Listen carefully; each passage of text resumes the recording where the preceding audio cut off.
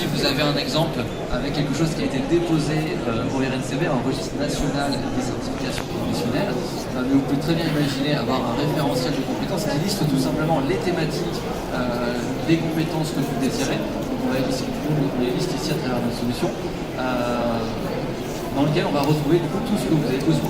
Dans un deuxième temps, on va se poser la question, puisque je sais maintenant aujourd'hui quelles compétences je vise et quelles compétences mes collaborateurs doivent avoir, quelles sont les modalités d'évaluation que je vais utiliser. Et donc pour ça, on va sélectionner des modalités qui sont adaptées à ce genre d'usage. Je crois que j'ai un petit problème, voilà.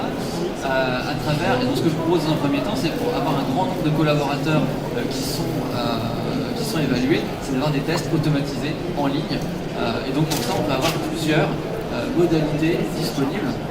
La première, la plus connue, c'est le choix unique. Vous avez une question, une seule bonne réponse.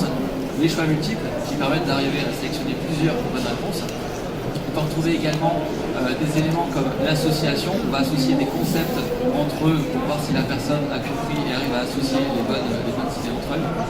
On a également la catégorisation qui permet de rapprocher des éléments dans des paniers, dans des groupes d'informations.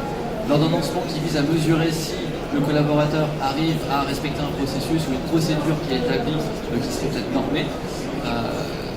Le texte à trous, qui est aussi classique, qui est principalement utilisé en langue, je pense. Et on a la saisie de normes, c'est-à-dire cette question ouverte sur laquelle on peut saisir une réponse chiffrée. Donc on n'a pas ici de proposition. C'est au collaborateur de mobiliser ses compétences pour calculer quelque chose et fournir la réponse.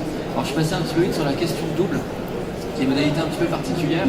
On appelle également assertion-raison cette question double, parce qu'en fait elle nous permet dans un premier temps de valider la connaissance, j'ai la bonne réponse, et dans un deuxième temps d'aller vérifier à travers une justification que je connais la raison qui va pousser à sélectionner cette première partie. Ce qu'on appelle assertion-raison, je réponds à une assertion et après je donne la raison qui est associée. Ça permet d'éviter de tomber un petit peu au hasard sur des tests type question à réponse unique, puisque si j'ai 4 propositions, je vais tomber sur une chance sur 4 d'avoir la bonne réponse. Avec ce genre de modalité, j'élimine quand même une bonne partie du hasard dans mes évaluations. Donc ça, c'est déjà une première modalité qu'on peut faire. On a un référentiel, on vise des compétences, on fait passer les collaborateurs à travers la moulinette de tests en ligne qui permettent du coup de recueillir un grand nombre de personnes. Le but, c'est de faire des plans de formation derrière. On va adapter. Donc on va retrouver notre référentiel et sur ce référentiel, eh bien, on va indiquer les collaborateurs qui vont bénéficier de tel ou tel module en fonction des résultats qu'on a obtenus sur ces diagnostics. Donc là, j'ai pris l'exemple bien sûr d'un seul module par personne, mais on pourrait imaginer qu'en fonction d'un diagnostic, une personne va avoir son plan de formation pour l'année qui va être établi et par rapport à ça, du coup, on va mesurer dans un deuxième temps sa progression à travers le même exercice, mais cette fois-ci en aval, après une dispositif de formation pour voir la progression de la personne et voir éventuellement, on sait bien que la formation c'est pas un résultat binaire qu'on attend, c'est un niveau, il y a une progression dans les compétences, dans les connaissances du collaborateur et donc peut-être qu'il y a besoin par la suite d'une deuxième formation d'un autre niveau qui serait supérieur cette fois-ci. Maintenant on imagine qu'on fait le dispositif de formation. Donc, vous avez fait une formation présentielle, fait de formation en ligne, de e-learning. Tout ça, on a des solutions qui permettent de faire de la formation en ligne, mais on peut l'imaginer sous toutes ses formes. Et donc pour ça, pour évaluer les compétences acquises, il y a plusieurs dispositifs. C'est-à-dire qu'aujourd'hui, on imagine beaucoup que l'évaluation, c'est à la fin de la formation, quand tout est fini, quand les jeux sont faits. En fait, on a aussi la possibilité d'évaluer en cours de formation pour favoriser un feedback immédiat auprès des apprenants. Est-ce que j'ai bien retenu ce que je devais retenir? Parce qu'il n'y a rien de pire finalement pour quelqu'un qui s'engage dans un dispositif de formation de ne pas savoir si ce qu'il a retenu, il va pouvoir vraiment l'appliquer ou si au contraire il a compris quelque chose mais qui n'est pas applicable dans les faits. Donc pour ça, on propose des quiz tout au long de la formation. Et donc là, comme je disais qu'on pouvait l'imaginer en présentiel ou en distanciel, c'est que ces quiz finalement vous pouvez les faire sur une formation présentielle comme une formation en ligne.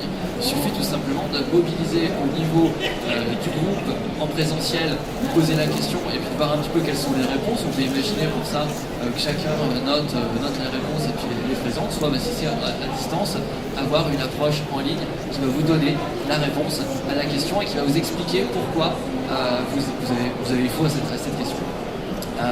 Nous, ce qu'on fait également, c'est qu'on renvoie bien sûr vers la fiche du cours, puisque l'objectif c'est d'apprendre. Donc s'il y a un formateur en face, il va pouvoir expliquer tout ça. Et si on est en ligne, eh bien l'objectif c'est de revenir sur ce point et de réexpliquer à la personne comment ça va se passer. On peut également imaginer l'évaluation dans un deuxième temps, toujours en formation, mais cette fois-ci à la fin d'un chapitre, afin de valider les connaissances qu'on a vues, mais cette fois-ci pas uniquement sur une petite séquence très courte sur laquelle on me demande de me positionner, mais sur l'ensemble du chapitre, avec des questions qui sont tirées au hasard sur les différentes séquences. Donc je ne vais pas avoir le côté un peu prédictif que j'avais tout à l'heure, où je sais sur quoi on va me questionner, et je dois mobiliser la connaissance que j'ai appris. Là, je dois me souvenir de ce que j'ai vécu sur les derniers jours, sur les dernières heures, sur les dernières minutes, suivant le moment où je le fais, avec un questionnaire. Donc là, ici, j'ai un exemple de questionnaire qui comprend cette question sur un ensemble de chapitres qui va me permettre de voir est-ce que j'ai atteint le niveau espéré ou pas. Donc là, je peux indiquer un pourcentage de réussite cette fois-ci qui va vous permettre, en 50, 60, 70, souvent, c'est les valeurs qu'on va retrouver. Je vais retrouver donc une réponse qui me dit voilà, sur ce qu'il fallait retenir, j'ai retenu au moins 70% de ce qu'il fallait maîtriser. Au contraire, si c'est pas bon, donnez tout de suite un feedback. Attention sur ce chapitre, on est un peu limite, il va peut-être falloir réviser pour avoir quelque chose d'un petit peu plus costaud. Ensuite, on peut conditionner tout simplement le passage de ce quiz au reste de la formation. C'est aussi une méthode pour inciter quelque part à être sûr qu'une personne a validé avant de passer à la suite. Ou alors tout simplement vous laisser libre. La personne elle sait qu'elle n'a pas eu le quiz, mais elle peut quand même continuer afin de ne pas freiner sa progression. C'est vous qui voyez en fonction aussi un petit peu des besoins de formation et comment vous percevez les collaborateurs. Et enfin, donc dernier objectif de la formation et l'évaluation de cette formation, ça va être d'avoir une reconnaissance des compétences. J'ai retenu des choses, j'ai amélioré mes connaissances, mes compétences. Maintenant, je vais être reconnu pour ça. Et donc, ce qu'on peut envisager là, c'est des modalités qui sont plus larges que les tests automatisés qu'on a vus tout à l'heure. Mais on peut parler de jury, c'est-à-dire d'aller se présenter devant des pairs qui connaissent le sujet, présenter un sujet qui a été demandé soit dans le cadre d'une certification, dans le cadre d'un diplôme, ou tout simplement dans le cadre d'une certification interne. Les études de cas qui vont permettre de solliciter le collaborateur sur un sujet, et un correcteur cette fois-ci va donner une note sur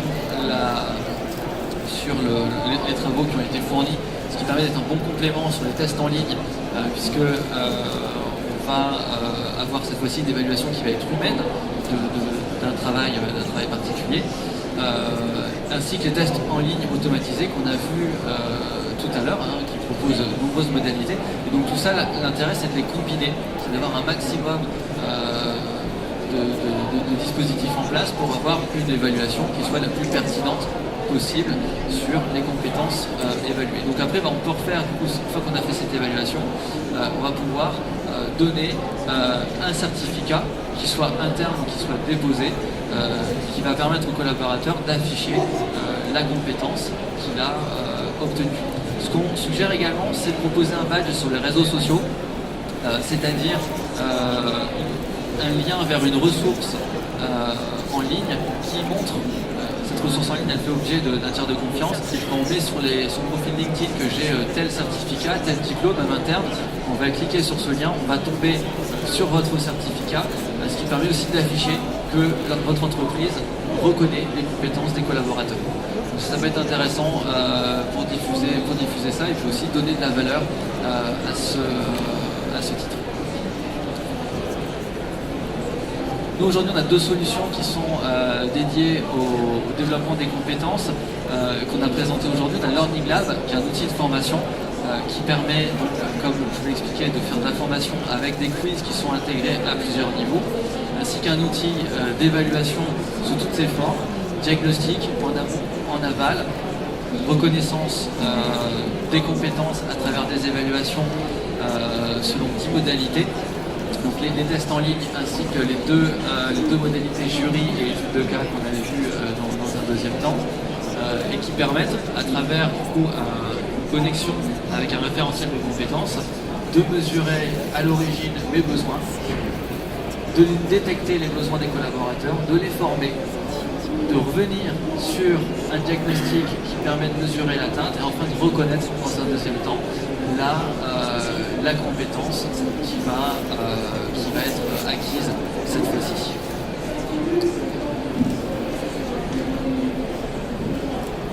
Aujourd'hui, on travaille pour tout type d'acteurs sur ces thématiques-là, aussi bien les OPCO, les écoles, les universités, les entreprises, organismes de formation, les formateurs indépendants.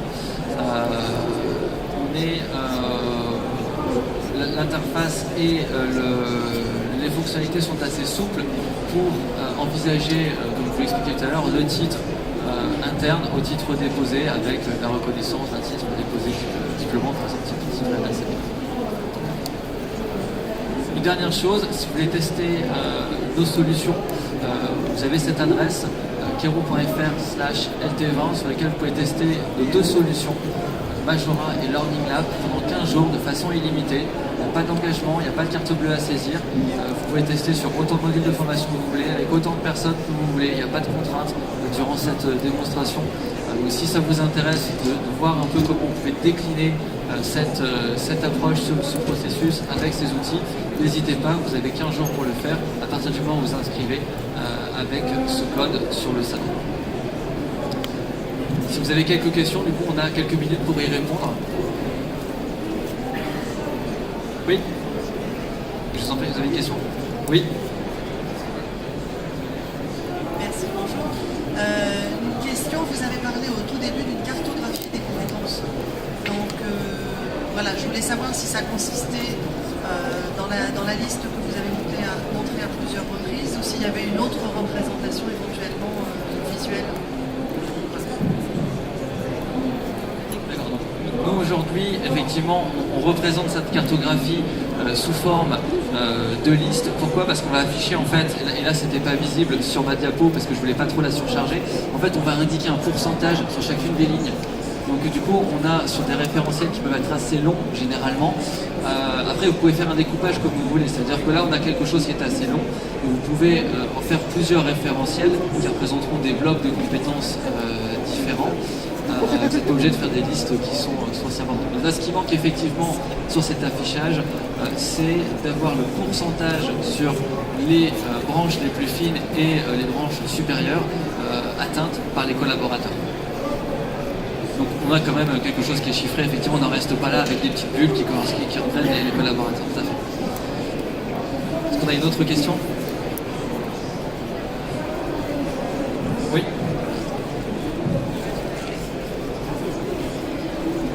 Là, on voit comment est-ce qu'on arrive à identifier les domaines sur lesquels on a une déficience de compétences ou des plans d'action à mener. Est-ce que votre outil, votre solution, elle propose aussi de faire le lien après avec des modules de formation qui sont sur une plateforme LMS ou en direct pour le collaborateur? Effectivement, c'est l'objet justement de notre outil Learning Lab, où on va pouvoir en fait mettre en lien ces compétences avec des modules de formation, donc là qui sont distanciels, mais comme je l'ai expliqué tout à l'heure, on peut imaginer qu'en face, vous mettez tout type de dispositif de formation, on n'est pas forcément obligé de se limiter à la formation en ligne. Bien sûr, d'accord.